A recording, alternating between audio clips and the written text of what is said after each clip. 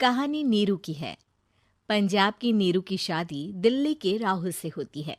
दिल्ली कितना बड़ा शहर है ना, लेकिन आप लोगों का घर तो बहुत छोटा है।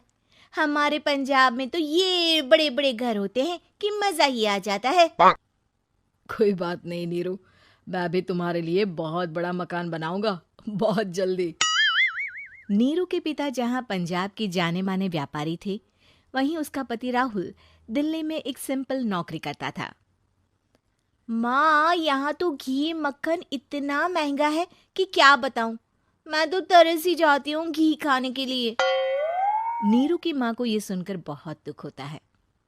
मेरी बेटी को घी नसीब नहीं हो रहा है और ये बहू यहाँ बैठकर घी में शक्कर डाल रही है।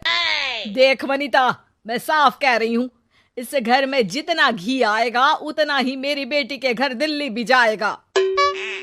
अरे ये क्या बात होती है माँ जी? बेटी का उतना ही करो जो अच्छा लगे। अब क्या मायके से घी और मक्खन तक की सप्लाई करोगी आप? हाँ, मेरी बेटी किसी चीज को तरसे मुझसे बर्दाश्त नहीं होता। अब क्या था, नीरू के मायके में 2 किलो घी आता तो 2 किलो दिल्ली जाता नीरू के पास। एक दिन, माँ बड़ी गर्मी पड़ती है दिल्ली में। इस घर में तो एक ही एसी है और वो भी ड्राइंग रूम में। सारा परिवार एक ही कमरे में सोता है। हाँ बेटा, वो तो हर घर की कहानी है। यहाँ भी एक ही एसी है। अरे बिल इतना आता है कि क्या बोलूं। तभी वहां राकेश आ जाता है। माँ, थोड़ी देर में यहाँ कुछ प्लम्बर आएंगे मेरे कमरे में एसी लगाने। जरा ध्यान से लगवा देना ना माँ।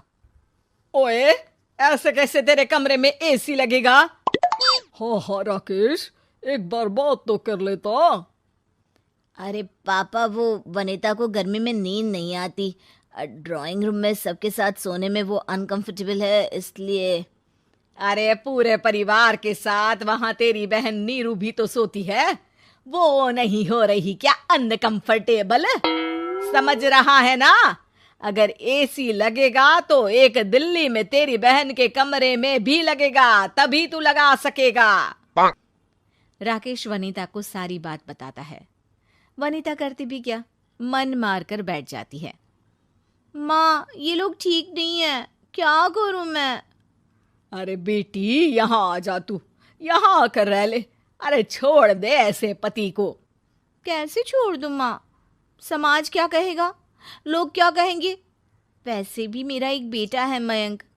अरे हटा बेटा, तेरी उम्र ही क्या है? इतनी परेशान रहेगी तो काम कैसे चलेगा? खैर, बात आई गई हो जाती है। माँ को लगता है कि नीरू ठीक है, तो वहीं नीरू के मन में एक ही लाइन चल रही होती है, यहाँ आजा। माँ ने तो बोल ही दिया है कि यहाँ आजा। बस मयंक थोड़ा सा बड़ा हो जाए, इन गरीबों को छोड़कर मैं वापस माँ के पास ही चली जाऊंगी। वो इसी सोच में बाजार में चल रही थी कि मैम, आपका दुपट्टा जमीन को छू रहा है। नीरू जैसे ही उस लड़के की तरफ देखती है, देखती ही रह जाती है। हाय रे, कितना सुंदर लड़का है ये। अब क्या हुआ? मैंने कहा आपका दुपट्टा। तो खुद ही उठाकर दे दो ना। लड़का समझ जाता है कि नीरू उस पर फिदा हो चुकी है। वो उससे उसका नंबर लेकर चला जाता है। अब क्या था, नीरू और रोहित में लगातार बातें होने लगती है। मैं हरियाणा का रहने वाला हूँ, यहाँ एक बड़ी कंपनी का मैनेजर हूँ। अच्छा, और कितने बच्चे हैं तुम्हारे? बच्चे? अरे मेरी तो शादी भी नहीं हुई है। तुम बताओ, शादी करोगी? नीरू शर्मा जाती है। अब लेकिन मैं तो पहले से ही शादीशुदा हूँ। मुझे फर्क नहीं पड़ता, बस तुम शादी कर लो, भाग चलते हैं। बहुत पैसे वाला हूं मैं, हमेशा खुश रखूंगा तुम्हें। नीरू रोहित से मिलकर सारा प्लान बना लेती है और फिर एक दिन घर से भाग जाती है। दोनों शादी कर लेते हैं।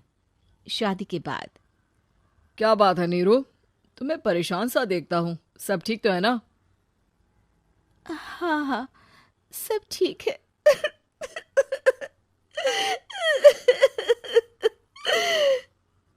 ये कहते कहते ही वो रोने लगती है।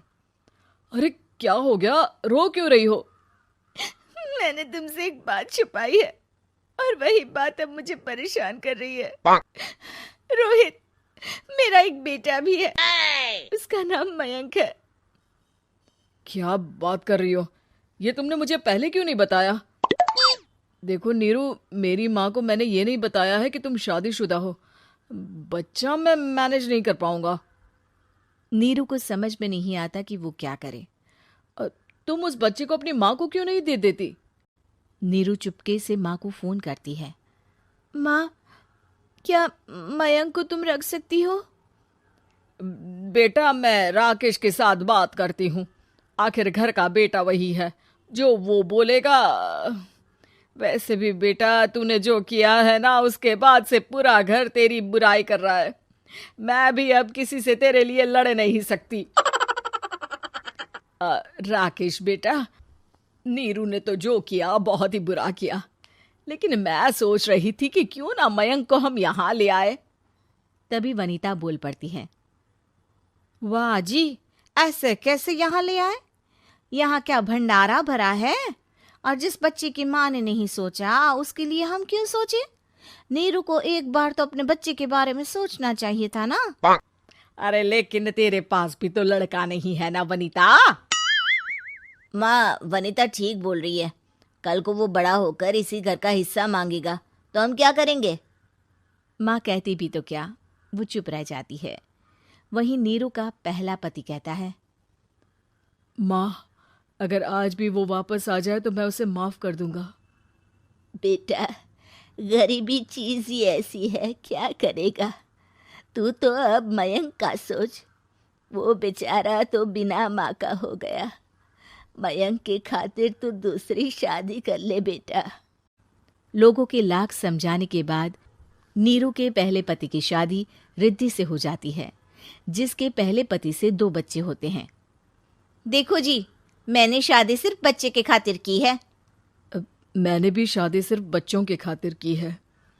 वहीं नीरू के दूसरे पति के मन में ये बात घर कर जाती है कि नीरू एक मासूम बच्चे को उसके खातिर छोड़ कर आई है। अब देखो नीरू, मुझे लगता है कि जो औरत अपनी कोख का बच्चा छोड़ सकती है, वो तो कुछ भी कर सकती है। कल को तुम्हें मुझसे अच्छा कोई मिल गया तो तुम तो मुझे भी बाय बाय कर दोगी ना। नीरू को अब उसका दूसरा पति ताने देना शुरू कर देता है। तंग आकर नीरू उसके यहाँ से भागकर अपने पहले पति के पास चली जाती है। लेकिन ससुराल में क्या लेने आई है नीरू, मयंक को? नहीं नहीं सासू माँ, मुझसे गलती हो गई, मुझे माफ कर दीजिए। नीरू, अब वक्त खत्म हो गया है, मेरी शादी हो चुकी है। तो छोड़ दो ना उसे, हमारा बच्चा है।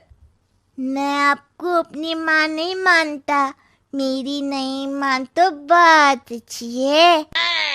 नीरू मयंक की बात सुनकर समझ जाती है कि उसके पास अब ना आसमान रहा ना ही जमीन।